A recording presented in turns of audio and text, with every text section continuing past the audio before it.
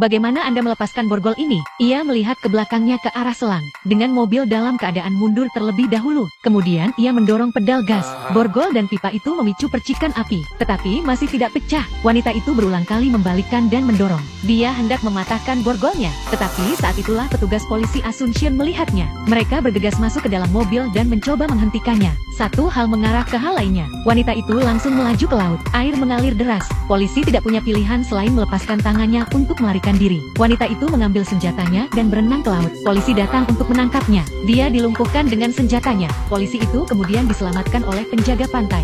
Dan wanita itu melarikan diri. Ia berjalan ke pedesaan untuk menemukan ibunya. Melihat putrinya yang telah melarikan diri dari penjara. Sang ibu tidak mengatakan apa-apa. Dia hanya memberikan tabungannya selama bertahun-tahun. Dia mempercayainya tanpa syarat. Dengan uang ini, wanita itu memulai pencariannya untuk membalas dendam. Pertama, ia harus mengungkap suami dan sahabatnya. Dia pergi ke toko 4S, berpura-pura membeli mobil. Dia berkata kepada penjual dan kemudian, wanita itu kemudian memberikan nomor kartu jaminan sosial sahabatnya. Ini adalah fiksi dari file gurunya. Menurut nomor kartu ini, dia menarik berkas pacarnya dan mengeceknya dengan berkas wanita itu. Dan seterusnya, wanita itu berhasil mendapatkan semua informasi tentang pacarnya, termasuk alamat rumahnya. Ia segera pergi ke sana. Ia akan membalas dendam, tetapi kemudian seorang tetangga memberitahunya, sahabatnya telah meninggal dalam kebocoran gas 4 tahun sebelumnya. Wanita itu tertegun. Bagaimana dengan sang suami? Wanita itu mulai mencari artikel berita dari tahun itu, mencoba menemukan petunjuk apapun. Akhirnya, dalam sebuah foto, ia menemukan lukisan di belakang sahabatnya,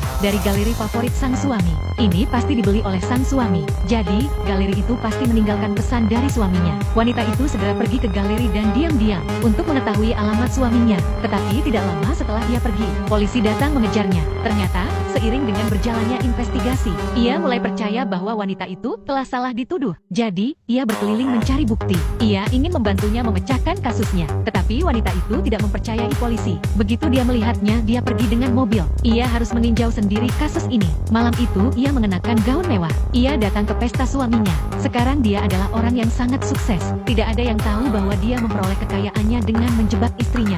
Saat ia melihat wanita itu, saat ia melihatnya, ia berada dalam keadaan terkejut. Ia tidak pernah bisa membayangkan wanita yang seharusnya berada di penjara, tapi dia ada di sini. Dia wanita jelek tidak pamar, dan kemudian berpura-pura mengatakan, saat itu sahabatnya yang pertama kali merayunya. Wanita itu telah melihat melalui kejahatannya, tidak lagi mempercayai omong kosongnya. Apa yang terjadi pada pacarnya pastilah bukan kecelakaan, karena sang suami mendapat bayaran besar lainnya dari itu. Wanita itu berkata kepada suaminya, jika aku tidak mengeksposmu, tidak apa-apa. Jika Anda membiarkan saya melihat anak saya. Sebelum sang suami sempat menjawab, ia pergi. Keesokan harinya, wanita itu menelpon suaminya dari bilik telepon. Dia menyuruhnya untuk membawa anaknya dan menemuinya di pemakaman umum, karena pemakaman sedang diadakan di sini. Ada banyak orang. Dia tahu suaminya tidak akan berani memainkan trik apapun. Tak lama kemudian mereka bertemu di pemakaman, dan wanita itu melihat putranya seperti yang selalu ingin dilihatnya. Ia berdiri di kejauhan. Segera setelah wanita itu lewat, ia melarikan diri. Wanita itu mengejarnya tanpa berpikir dua kali.